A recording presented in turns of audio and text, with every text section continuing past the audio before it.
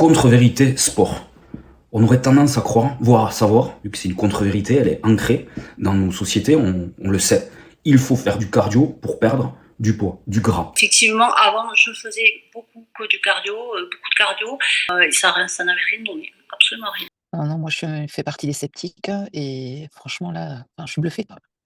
En 3 mois, ouais. L'objectif, il est atteint. Franchement, il y a eu 0 différence au niveau du poids. 0 en 2 ans de CrossFit, alors que j'y allais 2-3 fois par semaine.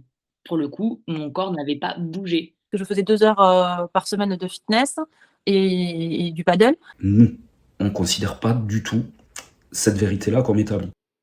Mais c'est pas que tu nous conseilles pas, c'est que tu nous interdis. Le premier jour, je t'avais dit ouais, je suis contente, j'ai repris la course. Tu m'as dit ouais, c'est bien, mais tu vas arrêter. Sur la route en courant, je savais faire, mais passer du temps sur le muscle lui-même, je n'avais pas vraiment eu cette expérience. Et là, je vois la différence. Pour nous, le cardio peut servir à perdre du poids sans aucun problème, mais ce qu'on veut, c'est perdre du gras. Et on a tendance à dire qu'on aimerait perdre du gras et regagner du muscle. La chronologie, c'est pas celle-là, du moins dans notre programme à nous. Nous, on va considérer qu'on va te faire retrouver ta tonicité, on va te retonifier. Et c'est le fait d'avoir retonifié ton corps, donc de lui avoir fait reprendre du muscle, de l'avoir ravivé, qui va nous permettre, grâce à cette capacité de créer beaucoup de puissance, d'énergie, c'est ça qui va nous permettre d'aller brûler le gras dans un second temps.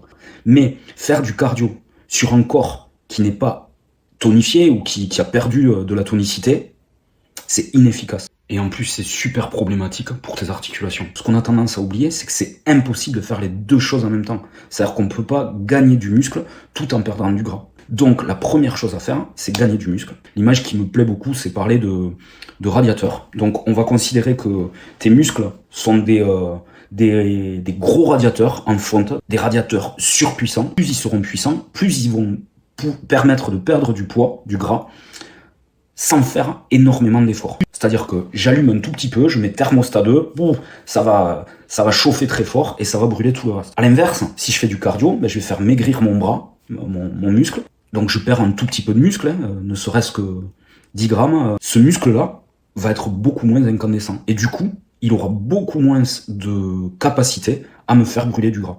Donc, quand je fais du cardio, je réduis ma capacité à brûler du gras dans un second temps. Et ce second temps, c'est là qu'est tout le problème, c'est que ce second temps, il peut durer toute la vie. C'est comme ça qu'on a des hommes, des femmes, qui ont fait des marathons, des triathlons, des choses hyper cardio, et c'est super, ils ont perdu à l'époque 10 kilos, 15 kilos, en préparant ces exercices. Le problème, c'est que derrière, leur métabolisme est au ralenti complet, et plus ils en font, donc plus ils font de cardio, et plus ils réduisent leur masse musculaire. Plus la masse musculaire est réduite, moins ça brûle, et du coup, plus le gras est amené à proliférer derrière. Effet yo-yo assuré. Donc dans un premier temps, on attaque par de la retonification. Une fois qu'on a un minimum de tonicité retrouvée, qu'on a un métabolisme relancé, on peut derrière mettre en place du cardio qui va nous permettre de brûler énormément. Combien t'as perdu là? 15. 15 kilos. J'étais à 33% de masse musculaire. Et là, à la fin, je suis à 35. Masse graisseuse, j'ai baissé de 6%, 7%. Je pense encore une fois que c'est en te voyant à toi que je vais convaincre toutes les autres. C'est que ce qui t'a amené là, c'est la muscu. Voilà. Pour nous, la contre-vérité absolue, c'est que la muscu, c'est fait pour prendre du poids. Tu vois? Et le cardio, c'est fait pour en perdre. Ah, j'allais oublier. Si tu es un fan de cardio, et ça peut arriver, et il n'y a pas de problème là-dessus, t'aimes le vélo, t'aimes la course à pied, c'est très bien.